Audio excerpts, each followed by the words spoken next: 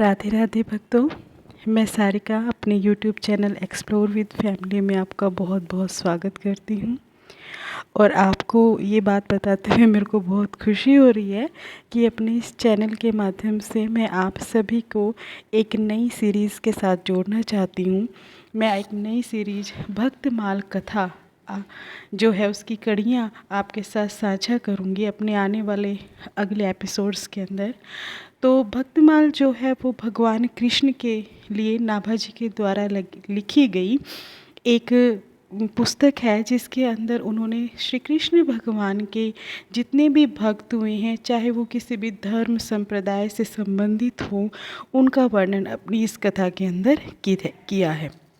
मैं इसी के द्वारा भगवान का थोड़ा सा अपनी स्तुति भी प्रस्तुत करना चाहूँगी और आप सभी को अपने चैनल के साथ जोड़ना चाहूँगी। अगर आपको मेरी कथा अच्छी लगे तो मैं आपसे बस एक आग्रह करती हूँ कि राधा नाम का नाम लेते हुए आप मेरे चैनल को लाइक कीजिए, सब्सक्राइब कीजिए और अपने दोस्तों के साथ शेयर कीजिए।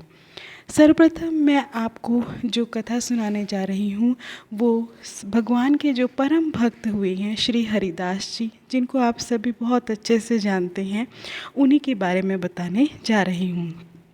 श्री हरिदास जी वृंदावन के अंदर श्री कृष्ण की रास लीला स्थली, जिसका आप सभी को बहुत अच्छे से पता है, निधि वन में बैठकर संगीत से अपने सांवले सनोने कन्हैया की आराधना वो किया करते थे, उनको रिझाया करते थे।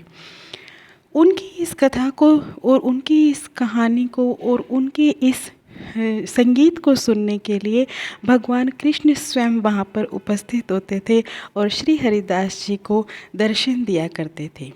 एक दिन स्वामी हरिदास के शिष्य ने कहा, बाकी लोग भी राधे कृष्ण के दर्शन करना चाहते हैं। उनकी भावनाओं का ध्यान रखकर स्वामी हरिदास भजन गाने लगे और जब श्री कृष्ण और राधा जी ने उन्हें दर्शन दिए तो उन्होंने भक्तों की इच्छा उनसे जाहिर की। तब राधा कृष्ण जी ने उसी रूप में उनके पास ठहरने की बात कही। इस पर हरिदास जी ने कहा कि कान्हा, मैं तो संत हूँ, तुम्हें तो कैसे भी रख लूँगा, लेकिन राधा रानी के लिए रोज नए आभूषण और वस्त्र कहाँ से लाऊंगा। भक्त की बात सुनकर श्री कृष्ण जी मुस्कुराए और उन्होंने कहा कि मैं आपको एक सिंपल एक ही विग्रह के रूप में आपको दर्शन दूंगा।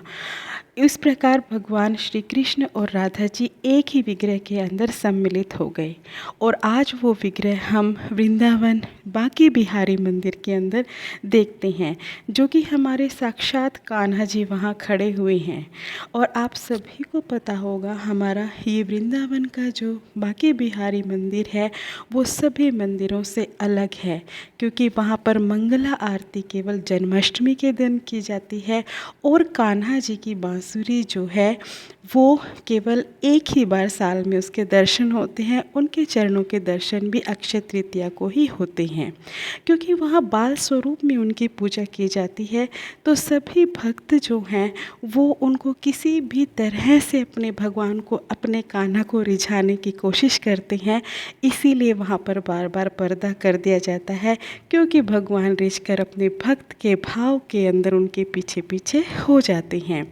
तो वहीं से उसी विग्रह के अंदर राधा रानी और श्री कृष्ण जी, जो श्री हरिदास जी के द्वारा प्रकट किए गए थे, वो अपने भक्तों को दर्शन देते हैं। तो दोस्तों, ये थी हमारी छोटी सी आज की कथा और इसी कथा के साथ और राधा नाम लेते हुए मैं अपने चैनल को शुरू कर रही हूँ और मैं चाहती हूँ आप सभी का सहयोग इसी तरह से मुझे मिलता रहे। राधे राधे दोस्तों।